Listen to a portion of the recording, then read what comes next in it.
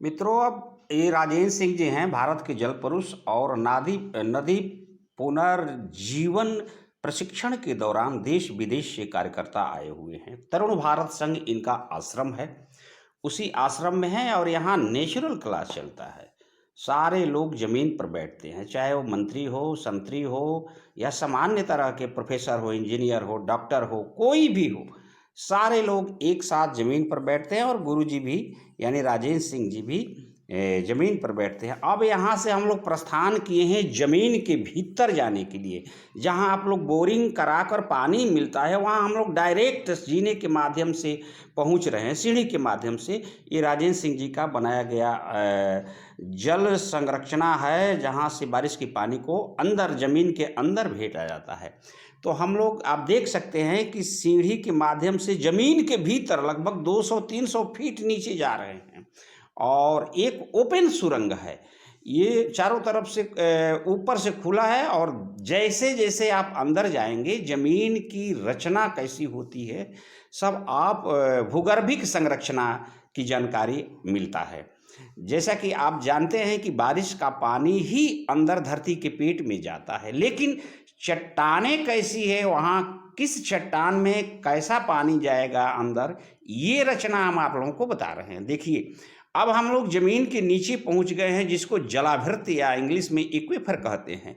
गुरुजी बताते हैं कि इन्हीं ऊपर के राख को, जहाँ बालू है, आप बालू देख सकते हैं, बालू में ही पानी रहता है और यहीं से पानी हम लोग नल के माध्यम से या बोरिंग के माध्यम से ऊपर से बोर करके लेते हैं।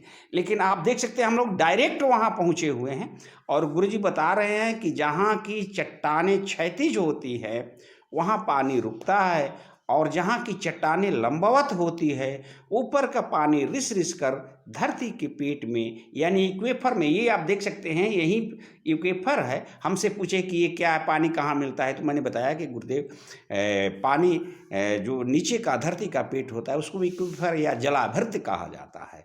तो बड़े प्रसन्न हुए और ये पूरी संरचना इनकी बनाया गया है, इनके मेहनत से बनाया गया है। इसी संरचना में भूगर्भिक संरचना आप देख सकते हैं कि पृथ्वी के अंदर की चट्टानें कैसे कैसे होती है। जहाँ लंबवत चट्टानें स्थित होंगी वहाँ ऊपर पानी पड़ने पर सीधा वो धरती के पीठ में जाएगा और वहाँ पत्तीदार वृक्ष लगे रहेंगे। इस तमाम जल कार्यकर्ता सीढ़ी के माध्यम से जमीन के अंदर जा रहे हैं। हम और गुरुजी और तमाम कार्यकर्ता यहाँ बैठे हुए हैं और चट्टानों की संरचना के बारे में हम लोग अध्ययन कर रहे हैं। भूगर्भिक चट्टान, भूगर्भिक संरचना कैसी होती है, आज हम लोग ने अध्ययन किया और आपने भी देखा कि आखिर जमीन का पानी कहाँ रहता है। तो ये जमीन का पानी ऊपर से तो बारिश के पानी रिस कर जाता है नीचे और इसी जलाभृत में रहता है, जिसको हम लोग बोरिंग कराकर पानी को ऊपर खींचते हैं। तो ये सारे कार्यकर्ता देश भर से आए हुए हैं। बिल्कुल नेचुरल रूप से जीना के अंदर हम लोग उसी संरचना में है जहाँ राजेंद्र सिंह ने बहुत बड़ा बारिश, देखिए ऊपर से इसकी कितनी गहरी है, नीचे आपको कई कुओं के बराबर है, ऊपर से चौड़ा है तो नहीं पता चलता है, लेकिन इसकी गहराई बहुत अधिक है। और ये नदी पुनर्जीवन प्रशिक्षण है, इसी तरुण भारत संघ अलवर राजस्थान में है। आइए हम आपको दिखाते हैं कि तरुण भारत संघ का जो कार्यालय है ये सब तमाम आश्रम ही है। यहाँ हर एक तरह के लोग आते हैं, जल का शिक्षण लेते हैं और ये देखिए यही जल संरचना है जहाँ बारिश के पानी, पहाड़ों के पानी जब आता है तो गुरुजी इसी में डालते हैं और दूर दूर तक आसपास के गाँवों को, क्षेत्रों को जमीन का पानी बढ़ता है और सब लोग पानी की से लाभान्वित होते हैं, पानीदार बनते हैं, जिससे उनका खेती बाड़ी जीवन वो जल मिलता है।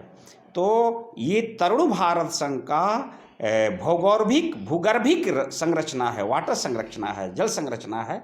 ये आप देख सकते हैं तरुण भारत संघ का ये आश्रम है, यही ऑफिस है, लिखा भी है तरुण भारत संघ।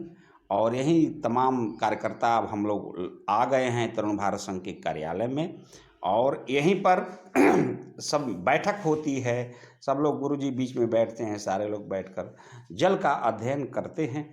नदी कैसे बचेगी, तालाब कैसे बचेगा, ये सब तमाम चीज़ें यहाँ हैं। ये हमारे मित्रगण आए हुए हैं।